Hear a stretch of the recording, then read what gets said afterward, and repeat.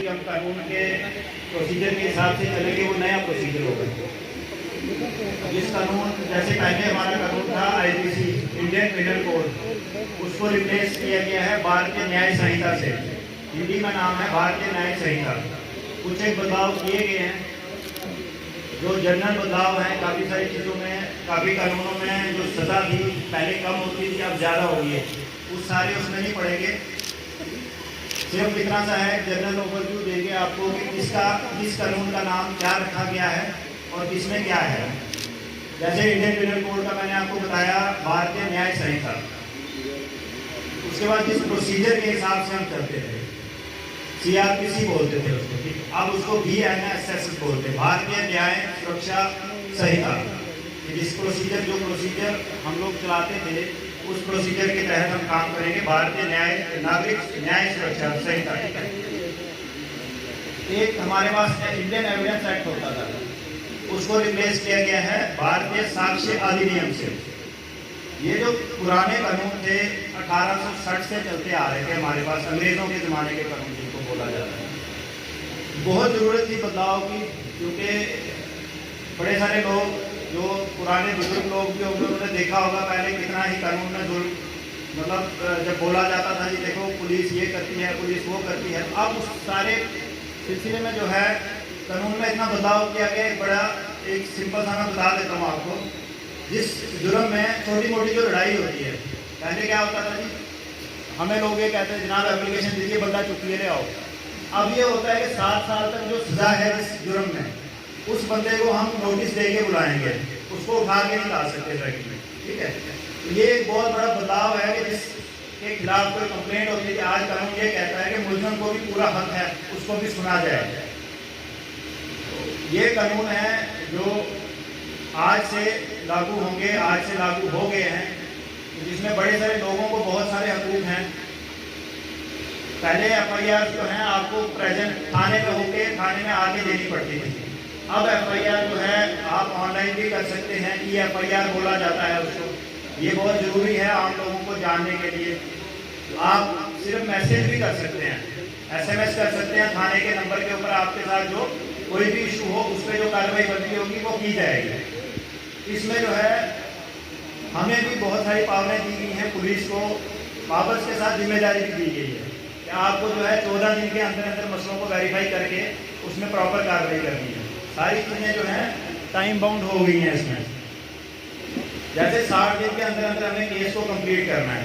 पहले क्या होता था, बड़े पुराने केसेस हमारे पास पड़े रहते थे, हम लोगों को बुलाते थे, आओ कि आओ केस खत्म करो। बट अब लोगों की जिम्मेदारी भी है कि अपने वाले जो केसेस हैं 60 दिन, ज़्यादा से ज़्यादा 90 दिन है, आमतौर पर 60 डेज में हमें ये सारी चीज़ें खत्म करनी है।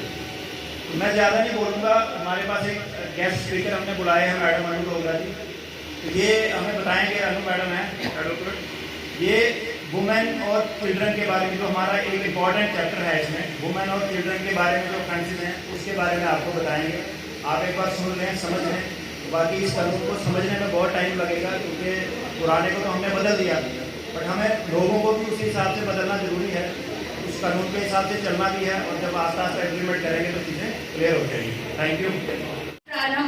Orators and listeners, as we all know that today we all are gathered here to welcome our 3 major laws in our judiciary system, and these are Bharatiya Nyaya Sanhita, which replaced Indian Penal Code. Indian Penal Code जो था वो हमारा पहले वाला act था। भारतीय नागरिक सुरक्षा संहिता, जिसने रिप्लेस किया है क्रिमिनल प्रोसीजर कोड 1973। ये एक्ट 1973 से कल रात तक चलता आ रहा था, जिसको रिप्लेस करना बहुत जरूरी हो गया था। और तीसरा भारतीय सुरक्षा अधिनियम, जिसने इंडियन एविडेंस एक्ट को रिप्लेस किया है, और ये वाला एक्ट भी 1872 में इम्प्लीमेंट किया था, और ये भी कल रात तक चलता आ रहा था। मैं बहुत शुक्रगुजार हूँ कि आज एसएचओ पुलिस स्टेशन अखनूर ने यहाँ पर ये कार्यक्रम आयोजित किया है और मुझे इस कार्यक्रम का हिस्सा बनाया है। जैसा कि मैंने पहले कहा कि 3 बहुत ही महत्वपूर्ण एक्ट आज हमारे जुडिशरी में ऐड हुए हैं। अगर मैं बात यहाँ पे सिर्फ और सिर्फ करूँगी भारतीय न्याय संहिता की, क्योंकि वक्त मुझे इजाज़त नहीं देता कि मैं सारे के सारे एक्ट संक्षेप में आपको समझा सकूँ। तो अगर मैं बात करूँ BNS यानी कि आज के वर्तमान कानून में और जो हमारा पहले का कानून था इंडियन पीनल कोड में, the important thing which I would like to discuss is that BNS is much more organized, systematic, where every chapter, जी हाँ, every chapter deals with specific kind of offence. All of the 20 chapters of BNS are crucial, but here I would like to enlighten few points of chapter 5, which deals with most vulnerable section of the society. Indeed, it deals with offences against women and children. When I say vulnerable section, what I mean is that they are the one who needs extra protection and care. It's not that they are not able to do the same. क्योंकि मैं जानती हूँ भारत देश को, ये वो देश है जहाँ औरत को दुर्गा कहा गया है, जहाँ औरत को शक्ति कहा गया है, जहाँ उसे समर्पण की देवी कहा गया है। और आधुनिक दौर की यदि मैं बात करूँ तो वो आज किसी से कम नहीं है। वो ये वही औरत है जो और के साथ कंधे से कंधा मिलाकर घर चलाती है। But at the same time, we all are who are present here or not hardly even forget the Nirbhaya's case in the year 2012, which completely shattered our soul and broke us into the core. And heinous offence like such gives a reason to the legislature to make laws for the protection of women and children.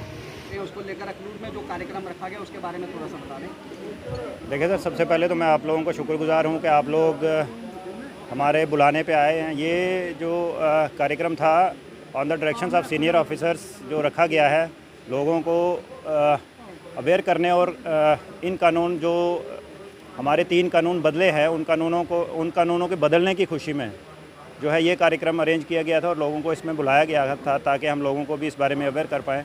बहुत सारे बदलाव हैं जो हमने वैसे already आपको बता दिए हैं, काफ़ी सारे बदलाव हुए हैं कानून में, बट सबसे बड़ा बदलाव तो ये है कि इसमें जो चीज़ें इन्वॉल्व की गई हैं आज के समाज के हिसाब से, आज की ज़रूरतों के हिसाब से जो है कानून को वो किया गया है, कानून को बदला गया है। क्योंकि 1960 से लेके या 1860 से जो कानून चलता आ रहा है हमारे पास, तो अंग्रेज़ों ने अपने हिसाब से बनाया था कानून, चूँकि उस टाइम हम गुलाम थे। अब आज़ादी के बाद नए कानूनों की ज़रूरत थी, तो जिस सिलसिले में गवर्नमेंट का बड़ा अच्छा स्टेप है कि कानून बदले गए हैं और लोगों की भले के लिए ये कानून है। तो देखते हैं। सर, कहा जाता है कि justice delayed is justice denied. क्या इस नए कानूनों में जो है कानूनी प्रक्रिया तेज़ होगी जिससे लोगों को जल्दी जस्टिस मिल सकता है? देखिए इस अतुल जी, इसमें जो है बिल्कुल कानूनी प्रक्रिया तेज़ होगी। टाइम बाउंड मैनर में सारी चीज़ें हैं। जैसे 60 दिन के अंदर अंदर हमें चार्जशीट भी फाइल करनी है और टाइम बाउंड तरीके से कोर्ट में ट्रायल भी होगा। ऑनरेबल कोर्ट्स में जो ट्रायल हैं वो टाइम बाउंड चलेंगे और ज़्यादा से ज़्यादा जब आपको 90 दिन मिलेंगे इन्वेस्टिगेशन के लिए, उसके बाद अगर आप इन्वेस्टिगेशन बढ़ानी है तो उसमें परमिशंस लेनी पड़ेंगी हमें, चूँकि उसमें हमें वजह बतानी पड़ेगी कि भाई ऐसा क्यों है, क्यों इन्वेस्टिगेशन पेंडिंग है। तो मुझे लग रहा है कि बहुत अच्छा है, टाइम बाउंड जस्टिस मिलेगा लोगों को।